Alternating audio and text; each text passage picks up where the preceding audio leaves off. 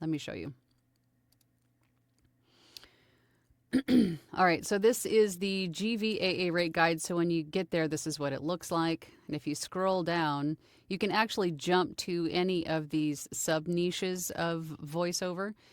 As you can see, again, it's very thorough. So you got digital broadcast TV, e-learning, audiobooks, IVR, animation, video games, radio broadcasts, cinema, and events. They've even got rate guides or suggestions for fees, pickups, editing. You've got promo and imaging, and then non-broadcast. So as you scroll through these, it'll give you an idea of what to charge, how that is broken down, or the usages.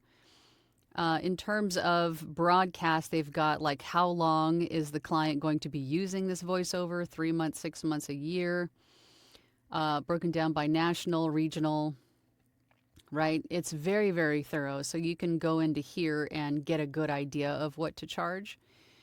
And then also another rate guide that I mention a lot is my friend Anthony Pica's voiceover rate guide, which you could find at aviosjourney.com. And then you could just click on the tab for his rate guide. Sorry, he's got a little light box pops up there.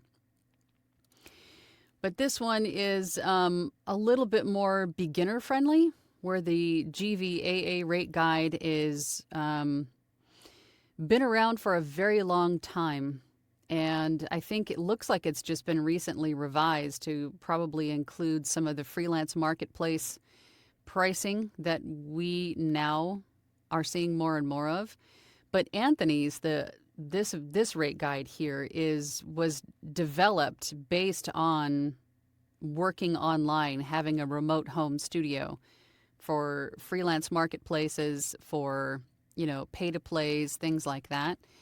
And it's also broken down by, excuse me, beginner rates, intermediate rates, seasoned, right? So it's broken down by how experienced you are, in addition to like GVAA, what the usages are, so on and so forth. So this one's a little bit more beginner friendly. And again, these are suggestions based on, the different types of voiceover, and then again, your experience level. But ultimately, it's up to you what you want to use. I say, take a look at the GVAA rate guide. Take a look at other rate guides that are a little bit more beginner friendly, like the one found on A VO's Journey.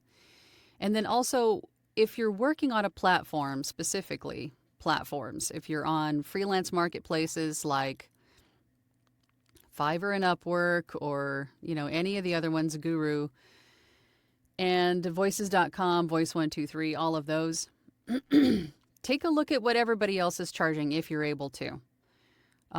Specifically like Upwork and Fiverr, if you take a look at what other sellers are, like their pricing structures for different types of voiceover or sub niches of voiceover within your experience level, to get an idea of their pricing structures. Take notes, take a look at their, the verbiage they use, the keywords they use, the thumbnails, all of that stuff. Take notes of all of that stuff while you're there.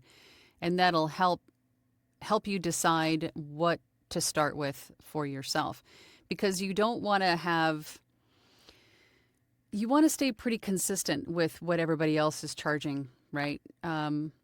Because you don't want to limit yourself in the beginning by being extremely, I don't want to say overpriced, but if your pricing structure is a lot more than someone else, I mean, price is always a factor for a client, right?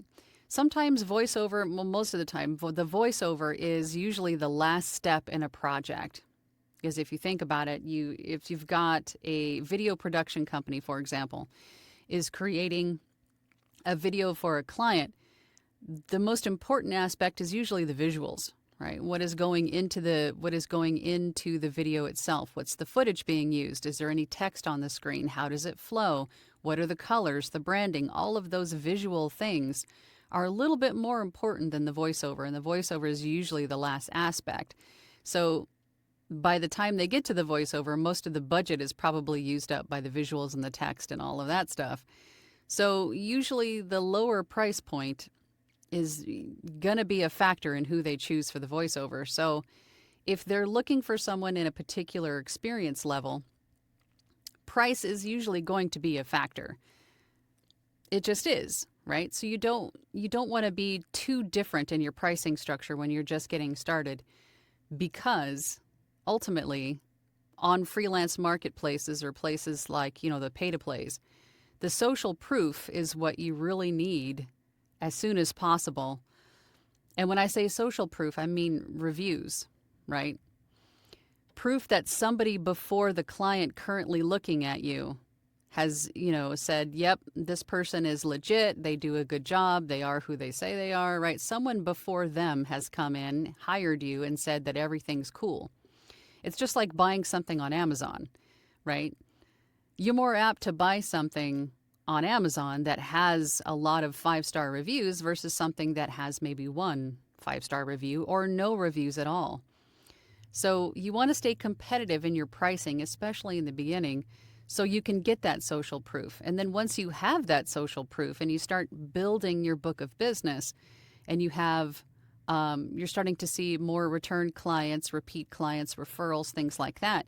And then you start to find yourself overwhelmed by the amount of work that you have. That might be a good indicator of when to increase your prices. Or if you've been at it for 6 months, a year, and then you're more confident about what you can provide or what services you can provide, that might be a good time to increase your